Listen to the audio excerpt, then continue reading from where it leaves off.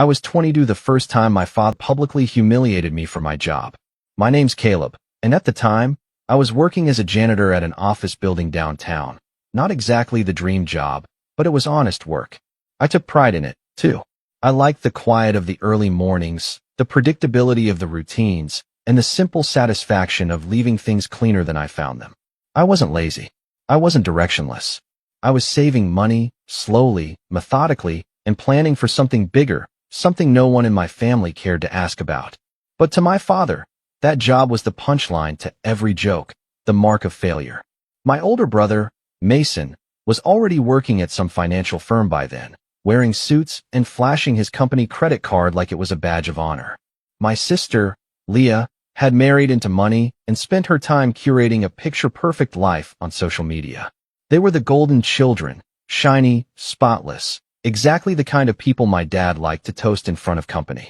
That Thanksgiving was the first time I realized just how invisible I was to my own family.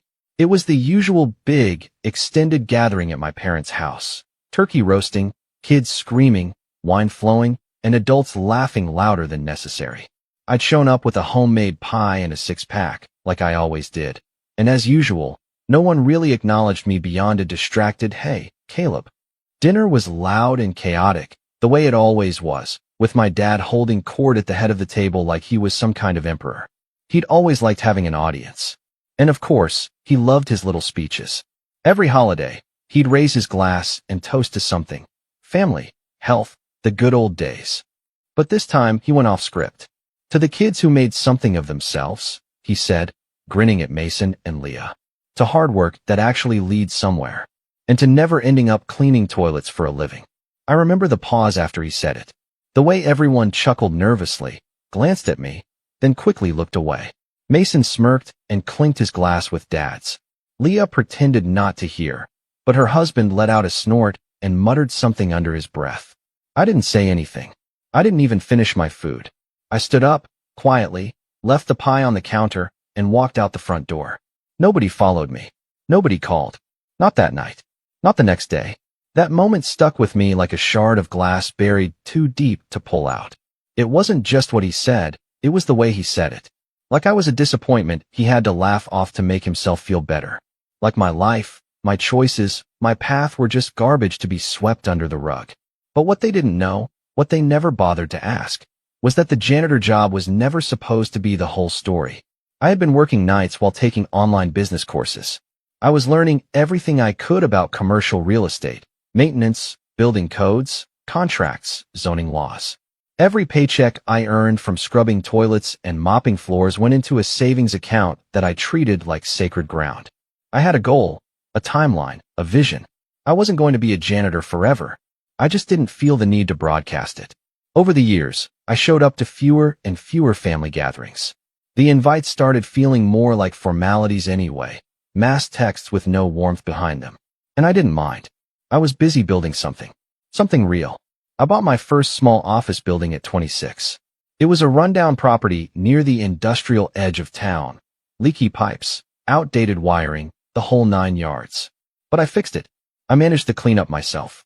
I put in new systems, got it up to code, brought in tenants, and within a year, I was already seeing a return.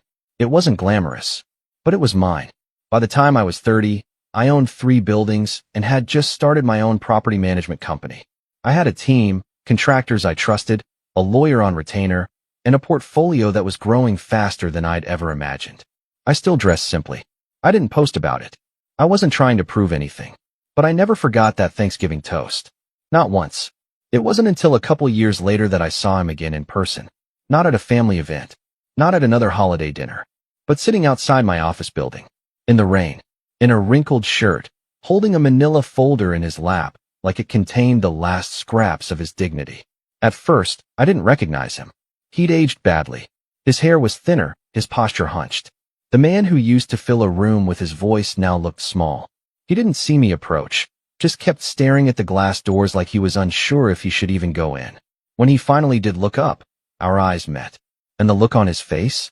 It said everything. He knew. But before I say what he wanted, before I explain how it got to that point, you need to understand just how deep the rift in our family ran. How my father's ego, his pride, His need to humiliate and control tore through the years like a slow, burning fuse. Because that Thanksgiving toast was just the beginning. The real fallout started after that. One choice, one snub, one insult at a time, until it all came crumbling down. I didn't stop speaking to my family altogether after that Thanksgiving toast, but something in me shifted. I became quieter, more guarded. Phone calls felt more like obligations than conversations. I kept them short, polite, distant. My siblings didn't notice. My dad certainly didn't. And my mom, well, she never challenged him on anything. She had perfected the art of looking away. Over the next couple of years, the pattern only hardened. Every family gathering followed the same script. Mason would talk about his latest promotion or his new client bonuses, and Dad would nod with pride, throwing out lines like, "That's how you build a future," or, "Now that's a man with direction."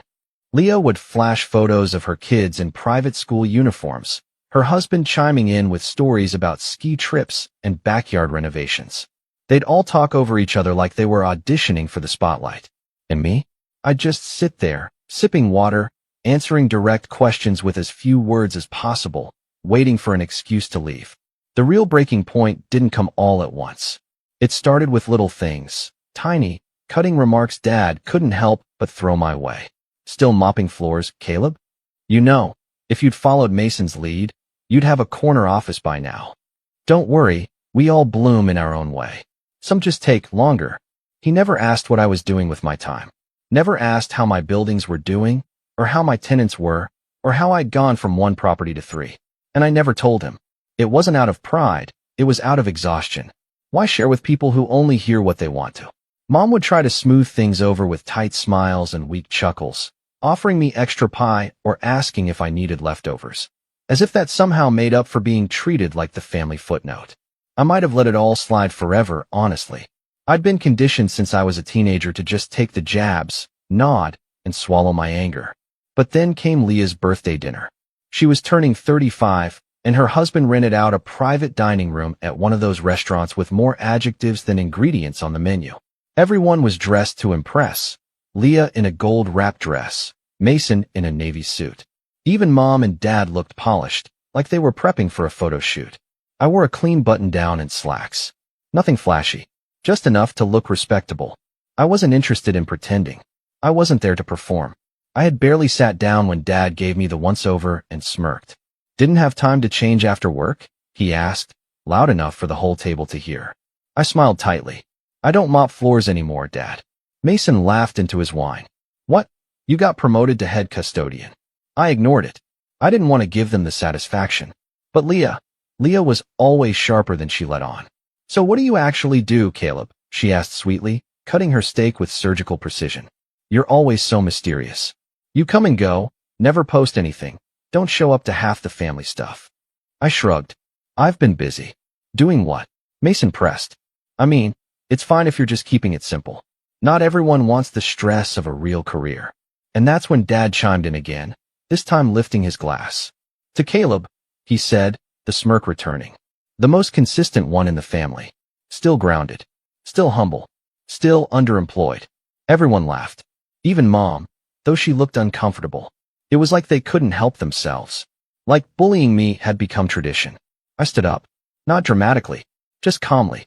I looked at each of them in turn, and for the first time in years, I said exactly what I was thinking. "You know what's funny?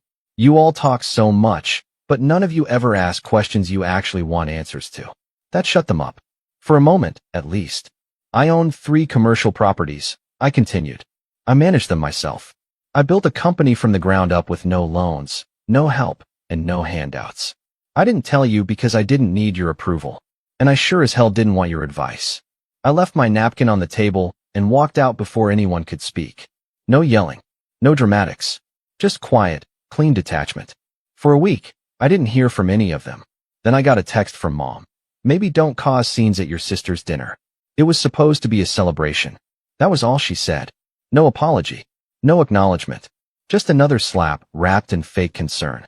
So I stopped replying. Stopped showing up. I skipped the next Thanksgiving entirely. Went on a weekend trip to the mountains instead.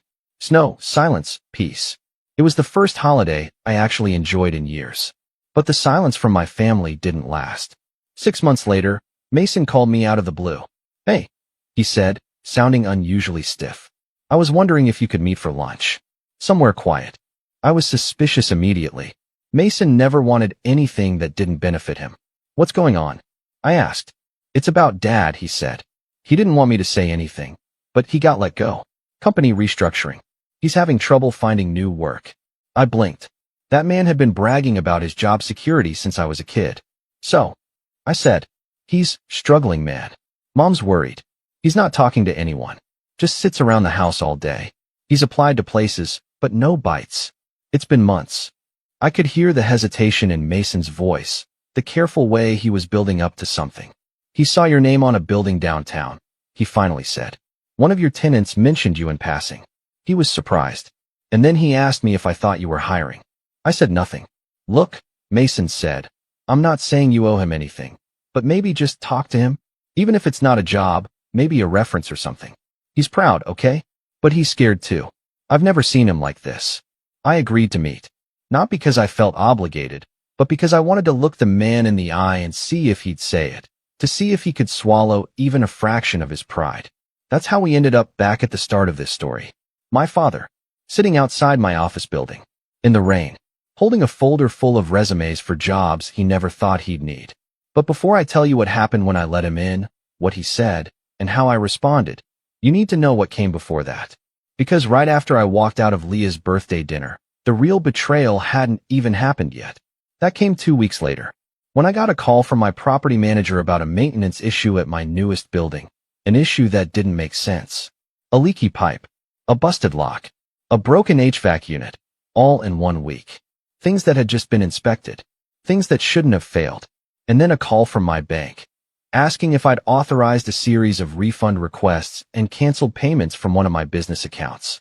I hadn't, which led me to check the internal admin software we used for building operations, which led me to see who had logged in remotely, which led me to one very unexpected email address, an old family email address, one Dad used to have when he helped Mason set up a small investment site years ago.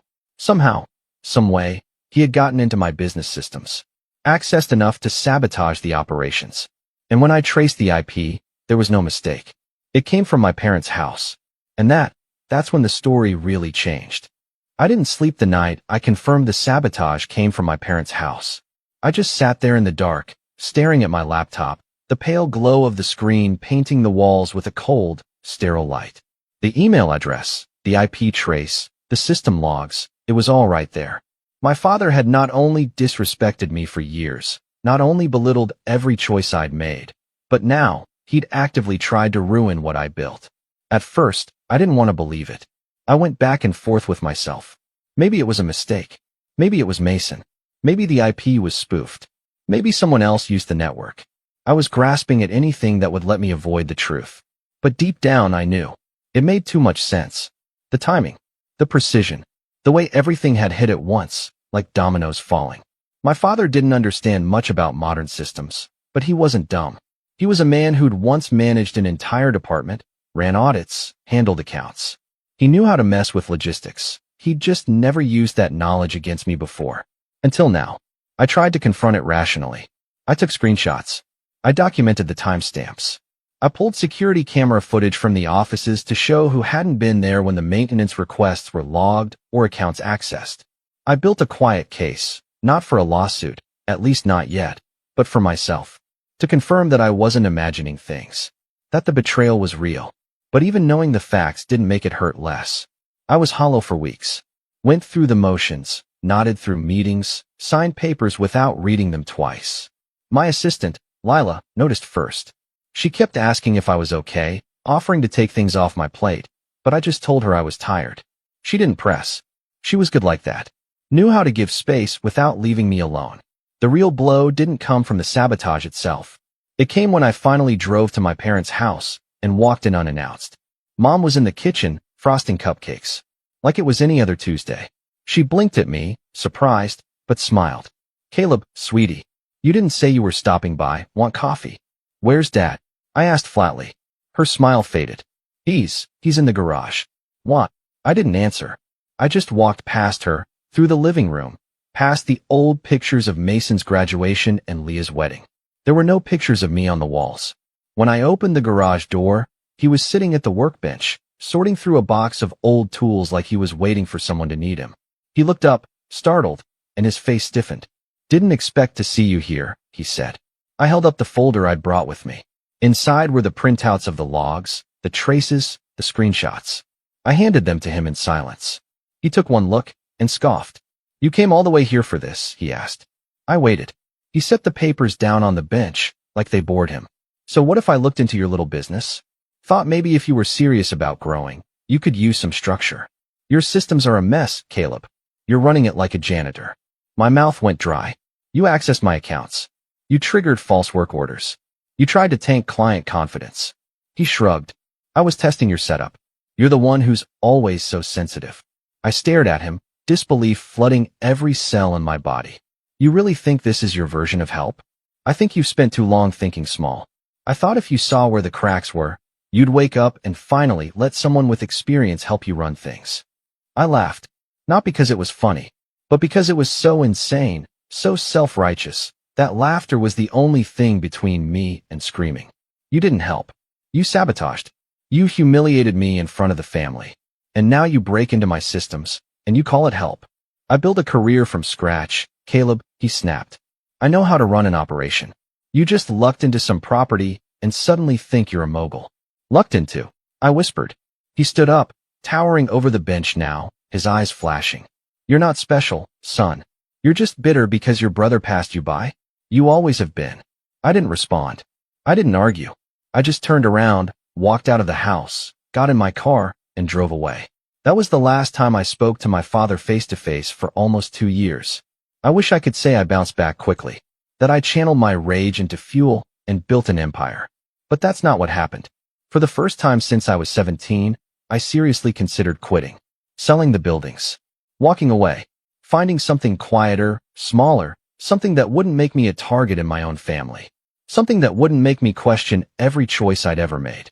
But I didn't, because 2 weeks after that confrontation, one of my longest tenured tenants, a pediatric clinic, called me personally. The HVAC unit we thought had been wrecked by the sabotage, I'd paid to replace it quickly. No drama, no delays, just did the job. And the clinic director wanted me to know how much she appreciated it. "You're one of the best building owners we've worked with," she told me. "The last guy ignored everything. You're always present. You care." And something about that stuck with me. I cared, even when no one else did.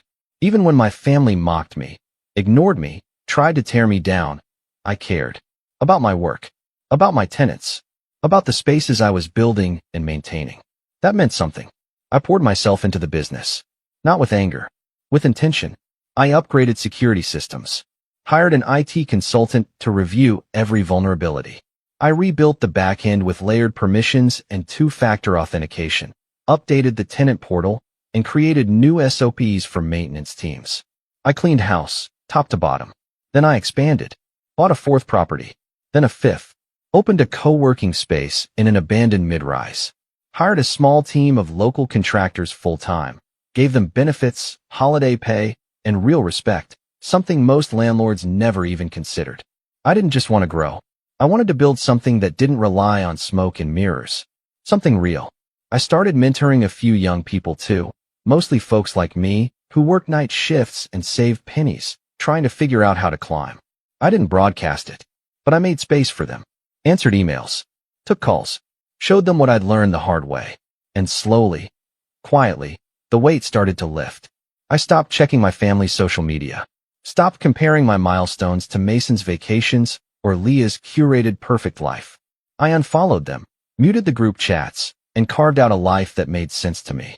The buildings became more than just real estate. They became symbols of what I'd survived, what I'd outgrown. And every lease signed, every tenant retained, every system improved. It all felt like reclaiming a little more of myself. But the past has a way of circling back. And 2 winters later, it did. That morning, I came in early. The sky was gray, soft flurries falling outside the large glass windows of the downtown office building I'd bought 6 months earlier. The coffee machine sputtered to life in the break room. I was reviewing new leasing agreements when Lila poked her head in. "Hey," she said, hesitant. "There's someone outside. Said he's here about a job." I looked up, confused. A walk-in. She nodded. But, Caleb, it's your father. I froze. Then stood, walked to the lobby windows. And there he was. Same man. Same cold smirk softened by years of wear. Holding a folder, standing in the snow like he didn't have anywhere else to go. He'd returned. But this time, he wasn't there to gloat. He was there to ask for something. And I hadn't yet decided if I was going to give it to him. I didn't go out to greet him right away. Instead, I stood there behind the tinted glass, arms crossed, watching my father shift his weight from one foot to the other as snow began to collect on his shoulders. He looked smaller somehow, like someone had let the air out of him. Not just older, diminished. The confident, commanding man who used to toast over turkey and belittle me with a smile was now just cold. Waiting. Hoping. And yet, I felt nothing. No satisfaction. No anger. No urge to gloat. Just a strange, heavy stillness, like the silence before a storm you already know is coming. I turned to Lila. Don't let him in yet. Her eyes widened. Are you sure? Yeah. Let him wait a bit. She gave a slow nod and walked off, heels clicking softly on the polished floor. I went back to my office, closed the door, sat behind my desk, and let my mind work. I thought about everything that had led to this moment. The years of snide remarks. The public humiliation. The sabotage he'd tried to frame as help. And now, here he was, jobless, desperate, standing outside the building I owned, looking for a way back into something he had no hand in building. The irony was almost too perfect. But I wasn't interested in petty revenge. Not anymore. I wanted something that would last, a message he couldn't ignore, a lesson he couldn't twist into pride. So I started planning. The first thing I did was pull up the folder I kept labeled contingencies. It was where I stored documentation of the sabotage, everything I'd quietly gathered and filed away after our last encounter. Back then, I didn't know if I'd ever need it. But something in me couldn't let it go. And now? Now it felt like a loaded chamber waiting for a trigger. I printed a few choice pages, IP logs, system access, timestamps. Not everything. Just enough to remind him I hadn't forgotten. Next, I called my lawyer, Sam. He was sharp, discreet, and had been on retainer since the second building. Hey, I said, hypothetical question for you. Let's say someone with a history of hostility towards you showed up looking for work. Someone who had previously accessed your business systems without permission. Could you legally hire them and also use that contact to secure protections in case they ever tried something again? There was a pause. Hypothetically, Sam asked. Hypothetically, you could, but you'd want an airtight contract. Boundaries. NDA. Limited access. Monitoring. Might even be worth it to create a role just for that. Nothing essential, but enough to keep them close. I nodded, even though he couldn't see me. Got it. Thanks, Sam. Caleb, he added, voice low. You sure about this? No, but I'm not planning to offer him a job. I'm planning to offer him a mirror. After the call, I reached out to Lila. Bring him in. She hesitated. Want me to sit in? No, this one's mine. I stood as the door opened and my father stepped inside. He looked around, taking in the office. The dark wood paneling. The subtle, modern furniture. The framed certificate on the wall, my LLC's registration. He lingered on it a moment longer than necessary. Then our eyes met. Caleb, he said, voice scratchy. Thanks for seeing me. I gestured to the chair across from me. Sit. He did. There was a long pause, heavy with everything unspoken. He cleared his throat. I know this is unexpected, but I figured I'd try. Things have been hard lately. I said nothing. I know I haven't always been the most supportive, but I'm looking for something stable now. Thought maybe, if you had something. I let the silence stretch until it bordered on cruelty. Then I opened the folder and slid it across the desk. He looked at it, then back at me. I remember this, he said softly. So you kept it? I nodded. I keep a lot of things. He didn't open it. Just rested his hands on top. I was wrong, he admitted. About a lot. I wanted to believe you were still figuring things out. That I still had time to teach you something. But I see now, you built this without me. You don't need my help. No, I said calmly. I don't. He swallowed hard. But you came here anyway. He nodded. I don't have anything open that fits your background. I continued. And frankly, you're a liability. I can't risk another breach. His face tightened. But, I said, I can offer you something. His eyes lifted. I have a new division. Property inspections. Nothing glamorous. Just routine checks. Plumbing. HVAC, structural walkthroughs, field work, clipboards, reports, entry-level stuff, contract only, no admin access, no systems, no keys. His face fell just slightly. Sound beneath you? He shook his head slowly. No, not anymore. I leaned forward. If I bring you on, it's with full monitoring. Weekly check-ins, random reviews. Any deviation from the route, any missed appointment, and you're out. He nodded again, smaller this time. And you sign a statement acknowledging your past interference and agreeing to cease all access attempts or communications related to my internal systems. Permanently. I pulled out the pre-drafted agreement from Sam and slid it over. He took it, read a few lines, then looked up. You already had this ready? I knew you'd come eventually, I said. I just didn't know when. He looked down again, then signed. When he handed it back, I didn't smile, didn't shake his hand. I simply stood. Lila will give you your schedule. You start Monday. He rose too, eyes searching mine for something, gratitude, maybe, forgiveness. But I wasn't offering that. Not yet. As he turned to leave, I added, one more thing. He looked back. This doesn't change the past. You may be working under me now, but don't mistake that for acceptance. He nodded slowly, then walked out. I sat back down, heart pounding, not with anger, but with a strange, calm clarity. This wasn't revenge. This was reclamation. But it wasn't over yet. Because I wasn't just planning to keep him close. I was going to show him, day by day, building by building, exactly what I had built, what he dismissed, what he tried to break, and what could never be taken from me again. I didn't want an apology. I wanted him to see the truth and live with it. Every single day. He showed up on time that first Monday. Gray jacket, stiff posture, the folder I'd given him tucked under his arm like a schoolboy's homework. Lila handed him the checklist, explained the system, showed him how to scan QR codes posted in each mechanical room and maintenance corridor to verify that he'd completed his inspections. He didn't say much that day, just nodded, listened, wrote everything down. It was strange, seeing him like that, subdued, compliant, quiet. Not once did he comment on the office layout. Not once did he suggest improvements. The man who once dominated every room with his presence now barely made a sound. But I knew him too well. That silence wasn't humility. It was shame. And the real revenge? That came slowly. Every building he was assigned to, every clipboard he carried, was a reminder that he didn't own the empire. He was a part-time field tech on a probationary contract.